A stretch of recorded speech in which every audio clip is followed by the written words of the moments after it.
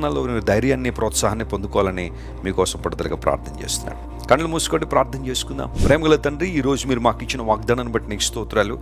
సియోను నివాసులు నీవు రాజ్యము చేస్తున్నావని, నీ మహిమ ప్రత్యక్షపరచబడుతుందనే విషయాలు విని వారు ఆనందించారని, సంతోషించారని మేము విన్నాం. అవును ప్రభువా, మా ఆనందం, మా అతిశయం, మా ఆధారం సమస్తం నువ్వే.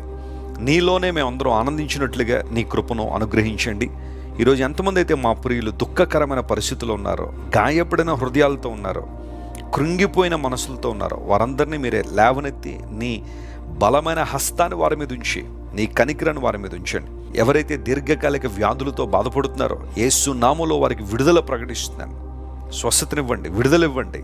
ఆర్థికంగా చితికిపోయిన వారిని లేవనెత్తండి. ఈ రోజంతట్లో మా ప్రియులను మీరే సంతోషపరిచి, ఆనందపరిచి, నామను మహింపరచుకోమని యేసు నామం పేరట అడిగి వేడుకొనిచున్నాం తండ్రి.